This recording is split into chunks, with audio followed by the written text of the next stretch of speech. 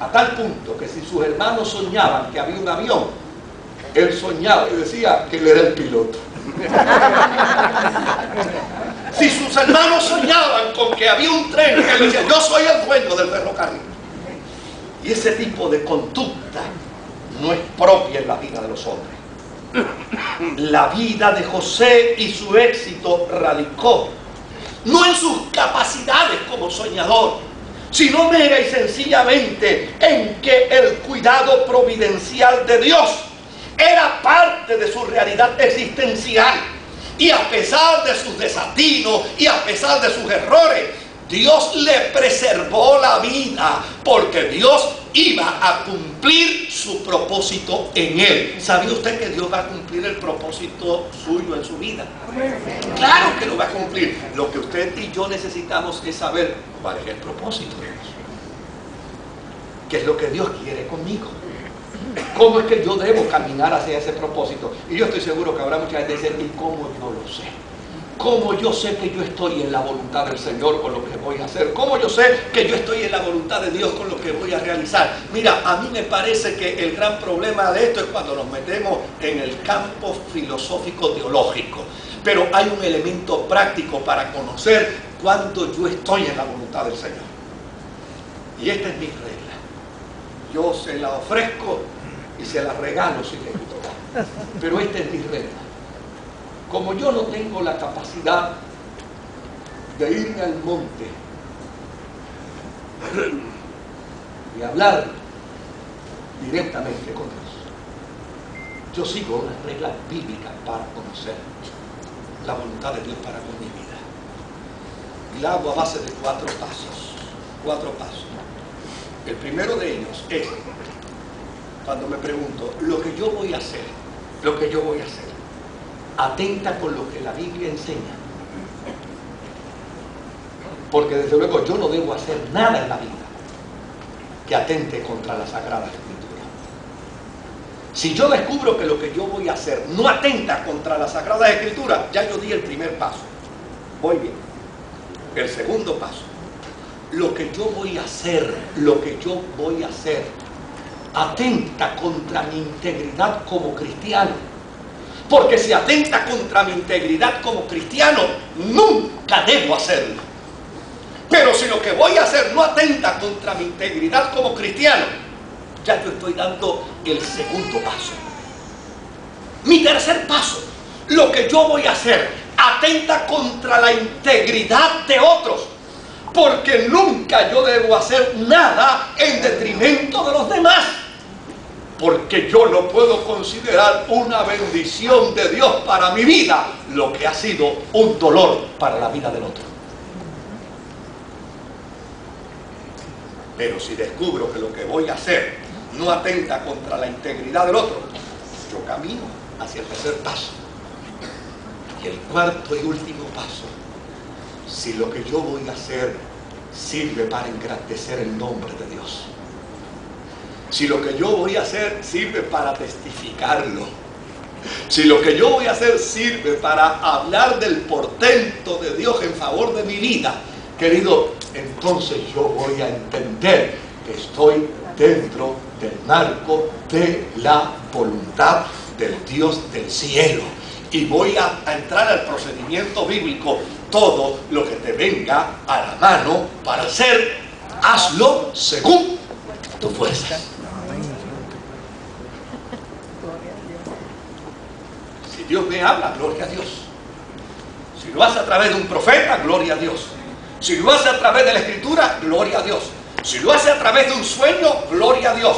Pero cuando no está el profeta, cuando no está el sueño y cuando no hay una revelación escritural, entonces tomo como revelación de la palabra de Dios estos 4 pasos y camino hacia ese objetivo, honrando al Dios del cielo.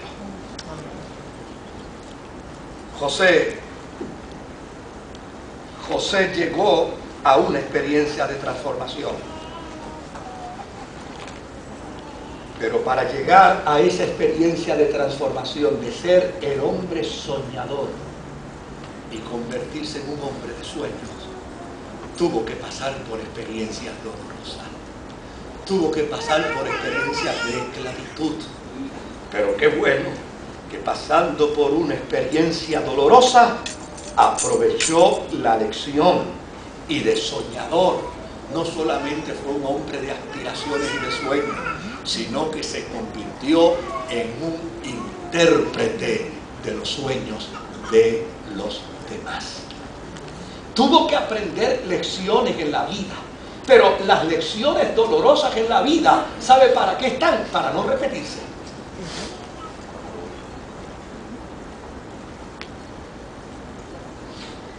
Las experiencias tristes de la vida están para no volverlas a realizar.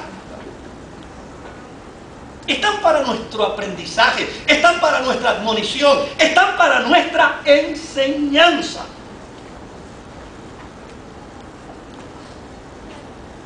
Yo no sé si yo hablando de esto, usted está retratando a alguien en su mente. Yo hablando de esto, usted está pensando en alguien. Pero el soñador es aquel que está centrado en sí mismo porque es egocéntrico. Y en la vida cristiana, el egocentrismo es lo primero que debe morir. El soñador no reconoce sus limitaciones porque una de las cosas que el hombre debe hacer con cordura es entender hasta dónde llegan sus capacidades y sus virtudes. Yo me topo con alguna gente que, santo cielo, violentan el código bíblico. ¿Sabe que la Escritura dice nadie tenga mayor concepto de sí que el que debe tener? Y cuando piense de sí, debe pensar que con cordura. Con cordura. Y uno de los grandes problemas que puede tener el soñador es que no reconoce sus limitaciones. Óigame, yo no me voy a establecer en el 2010 metas que en mi sentido común yo sé que no las puedo realizar. Yo no me voy a establecer metas en el 2010 que yo sé que mis capacidades económicas no las pueden realizar. Ah, pero pastor, hay que soñar en grande. Oye, hay que soñar en grande, pero hay que demostrar en lo pequeño, porque Dios nunca nos va a confiar nada grande si primero no le probamos a Dios que Él puede confiar en lo pequeño que hacemos. Nadie puede pretender llegar a un ministerio evangelístico mundial si todavía no se ha dado a la tarea de ganar a los de su casa. Nadie puede pretender llegar a un ministerio evangelístico mundial si primero no se ha corrido el riesgo de predicar en la esquina de calle. ¿Se da cuenta? Nadie puede pretender lograr alcanzar metas altas si primero no comienza a subir por los primeros peldaños de la vida. El soñador no reconoce sus limitaciones. No se sujeta al propósito de Dios para con su vida porque nunca se ha interesado en preguntarle a Dios cuál es el plan y el propósito que tú tienes para mí. Está fuera de la realidad de sus limitaciones.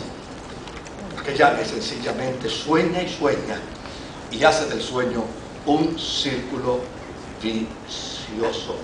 La meta del soñador nunca es horizontal, ni tampoco es vertical. La meta del soñador es un círculo. Siempre está dentro del círculo del sueño. Pasa de una meta a otra, pero no evidencia siquiera haber intentado la meta anterior. Yo estoy usando referencias de algunas personas, no con un espíritu sarcástico, me libre el Señor, sino con un espíritu aleccionador. Tenía un amigo en la universidad, tenía casi 300 créditos universitarios y no había logrado todavía un bachillerato. Pasaba cambiando de concentración y saltaba de una concentración a otra y de una concentración a otra. De hecho, nosotros a manera de broma le decíamos el desconcentrado. A fin de cuentas, podía tener muchas concentraciones, pero no se había concentrado en ninguna.